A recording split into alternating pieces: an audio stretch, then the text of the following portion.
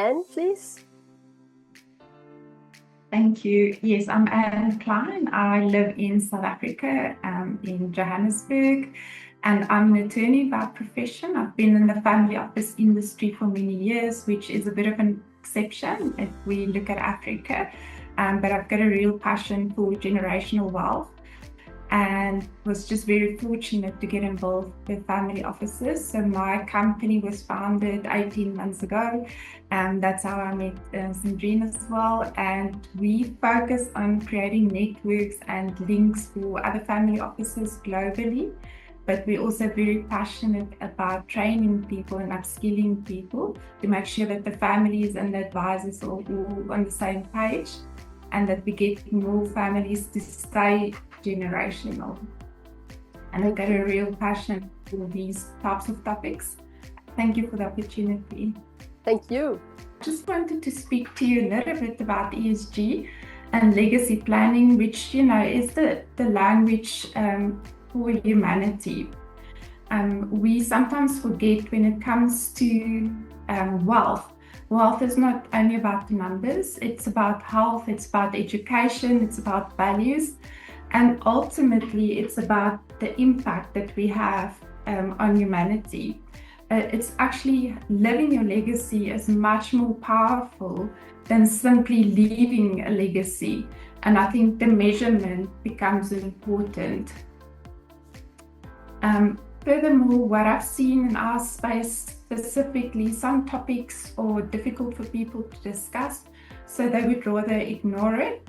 But in our space, we say, let's just work with experts. We don't need to know everything. Family offices can get experts involved in conversations. Let's talk to the next gen, let's talk to the principals, let's look at all the role players.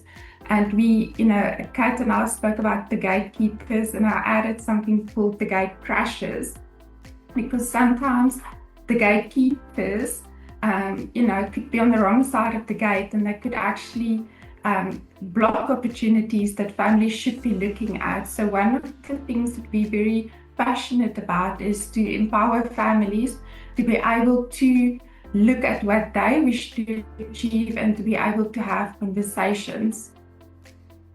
And then if you look at ESG specifically and legacy, there's a big portion of that is education, but a big portion of that is also awareness. If you're not aware of something, you might just miss something. So we just say, let's just bring all the parties to the table. Even if you don't have an interest in it, it might impact your numbers down the line. ESG is actually a very good topic as a conversation starter for next gen. And I know we're going to talk about it a little bit more, but it actually does expose them to certain complexities, which is good for the next gen in terms of understanding the wealth landscape. It also helps them in terms of the emotional thinking and how they actually grow. And the family office environment is actually perfect in terms of ESG learning opportunities. But the most important part is we need awareness, we need engagement, and we need to find purpose for our cash. ESG is values in action. The next gen wealth holders want to prioritize impact investing, so we need to understand that each generation wants something else. And I think having those ESG frameworks will help the families align their capital with their purpose. You saw the video on the Walton family. I think they're doing amazing work. And it's good to see that some families are actually taking the lead on these discussions, and they're not waiting for others to do it, but they're actually out there making changes. Furthermore, I think what is important is to look at all the different pillars for ESG, but the most important part, and sometimes a lot of us fail, I know I sometimes, forget to take action, but it's very important to talk, but it's also extremely important to actually take action. And then from a planning point of view, I think the way we see it and why we do it is to look at what the family wishes to achieve, and you then bring all those values into the governance structures. It's also very important to look at education and have an active legacy.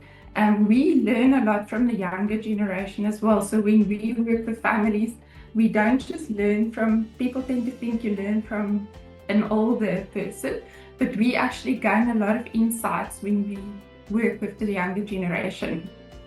And we want to encourage people to look at how we can change things for humanity. Kelly mentioned private capital. Private capital is extremely powerful and it can actually influence humanity in a positive way.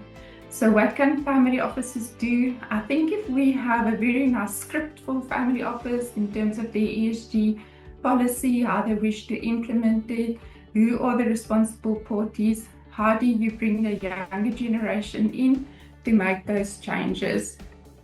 But then I also want to ask all of you, what do you do in terms of your own legacy? Not all of us will have family offices, but what is it that you do to actually impact the world? Because once again, we can talk about things, but when we look at our own families, what is it that we do to actually live the values, have a vision, and we have a voice? And I know maybe going to say something now that might upset people, but your voice don't always have to shout. You can also whisper. So sometimes the shouting is needed, but in other times, when you start planning and you be proactive, the ESG topic might just go further. Legacy is more than just leaving something as a one-sided conversation, and we need topics to open up those conversations. ESG is actually one of those topics where you can actually speak to your children about your legacy story. All of us can do that. And then lastly, very quickly, I'm not a tax expert, but we sometimes forget, and I want to just plant the seed about taxes and ESG. So advisor education is also key.